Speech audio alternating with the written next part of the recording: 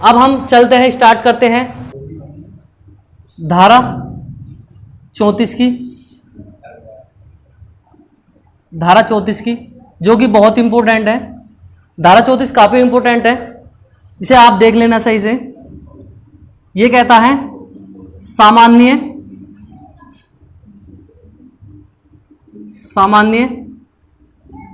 आशय, यानी कि जनरल इंटेंशन।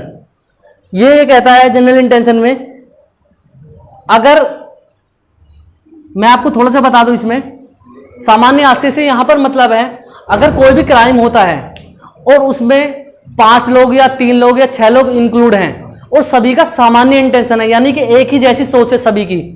अगर वो कहीं किसी भी व्यक्ति को मारने गए सपोज दैट, और एक आदमी गाड़ी चला रहा है, एक आदमी गोली मार रहा है और एक आदमी उसे बता रहा है कि ये पर्सन है जिसे हमें मारना है, तो तीनों व्यक्तियों का इंटेंशन एक है।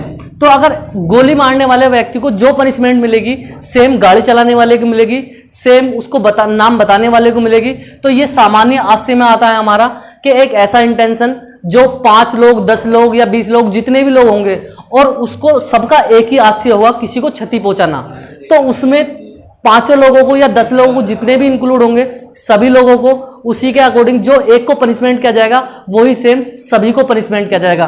तो ये सामान्य आशय होता है। ठीक है दोस्तों, उसके बाद में बात कर लेते हैं हम धारा 40 की। धारा 40 क्या कहती है? ये बताती है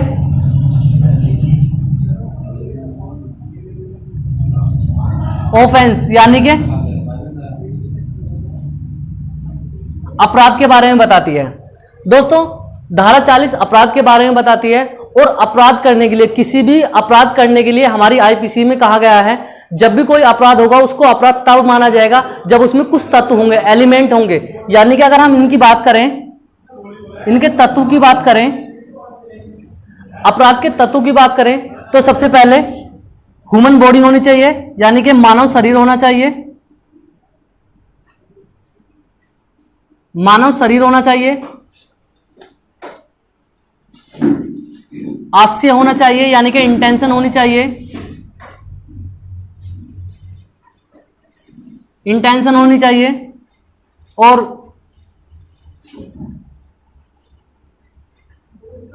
तीसरा तत्व है किसी भी व्यक्ति को क्षति होनी चाहिए,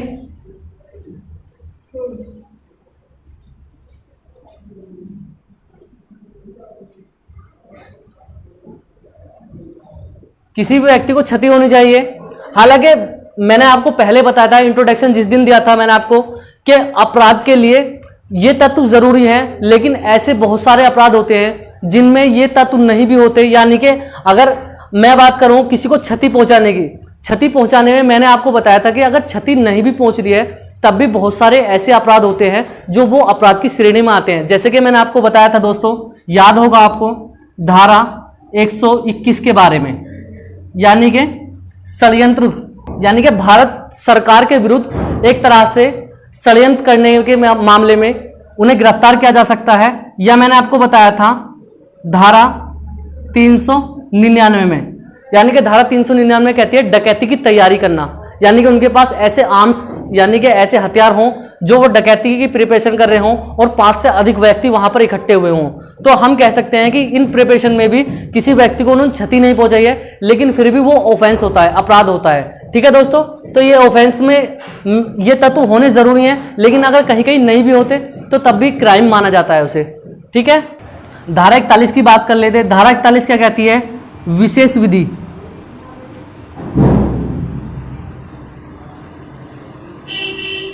धारा 41 विशेष विधि के बारे में बताती है, यानी कि ऐसा लॉ, ऐसा कानून जो विशेष हो।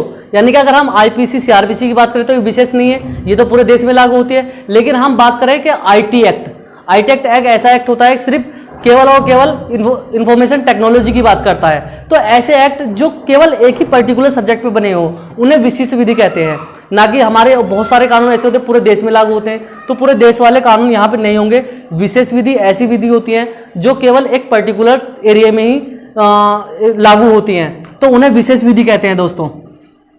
ठीक है, ये भी इंपॉर्टेंट है, काफी इंपॉर्टेंट है। विशेष विधि के बारे में पूछ सकता है वो आपसे। ठीक है दोस्तों, तो ये विशेष विधि होती है, उसके बारे में बात करते हैं। अब अगली धारा, धारा नंबर 42 की बात करते हैं। तो ये कहती है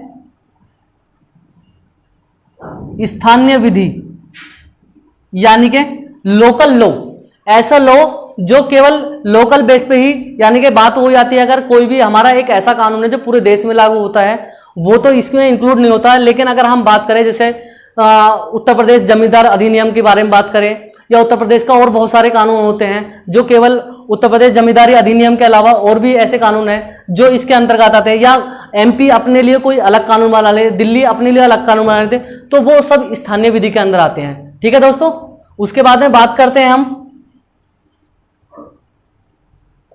धारा 44 के बारे में। यह बात करता है, धारा 44 कहती है इंजरी के बारे में, इंजरी के बारे में बताता है, इंजरी के बारे में बताती है, यानी कि क्षति के बारे में।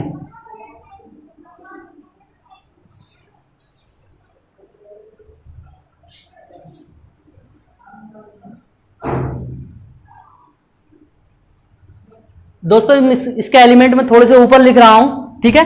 क्षति के बारे में बताती है।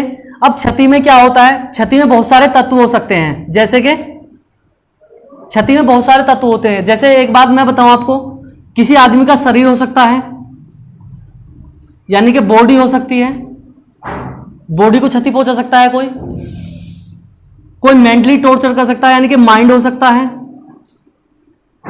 माइंड हो सकता है यानी कि दिमाग हो सकता है किसी व्यक्ति का। या तीसरी बात बताऊं मैं आपको,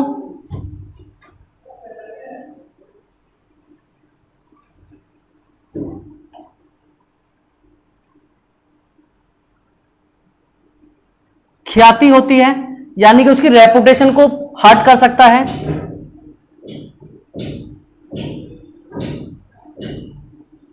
उसकी रेपुटेशन को हर्ट कर सकता है। तो ये एलिमेंट होते हैं, यानी कि क्षति में ये सारे एलिमेंट होते हैं। किसी की बॉडी को वो क्षति पहुंचा सकता है, माइंड को डिस्टर्ब कर सकता है, या उसकी रेपुटेशन को भी डिस्टर्ब कर सकता है। ठीक है दोस्तों, तो ये क्षति के बारे में थी। उसके बाद में धारा 47 की बात कर लेते हैं। धारा 47 जीव जंतु के बारे में बताती है।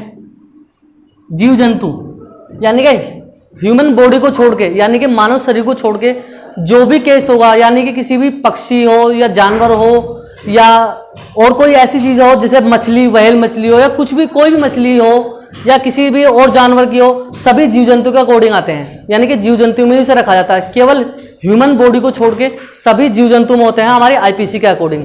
ठीक है दोस्तों, उसके बाद में बात करते हैं धारा 50 के बारे में। धारा 50 क्या कहती है? धारा 50 धारा यानी कि इंग्लिश में कहें तो हम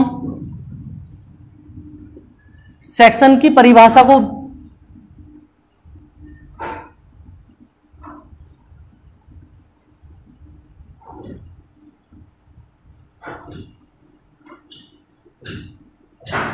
सेक्शन की परिभाषा को बताता है। यानी कि धारा 50 धारा यानी कि सेक्शन कहते हैं हम इंग्लिश में, सेक्शन या धारा की परिभाषा को बताता है। यानी कि धारा होती क्या है, तो उसकी परिभाषा को बताता है सेक्शन 50। ठीक है दोस्तों, तो ये चैप्टर नंबर 2 हमारा समाप्त हो गया है, साधारण स्पष्टीकरण धारा 6 से 50 तक। तो फिर मिलते हैं हम नेक्स्ट वीडियो में, चैप्टर नंबर 3 से स्टार्ट करेंगे। और हमारी इस वीडियो को लाइक करिए, शेयर करिए एंड कमेंट करिए। जो भी आपको अच्छा लगे उससे कमेंट करिए, नहीं भी लगे तब भी कमेंट करना। कमेंट सेक्शन खुला हुआ है आपके लिए। और सेल्फ स्टडी चैनल को सब्सक्राइब कीजिए। ठीक है दोस्तों।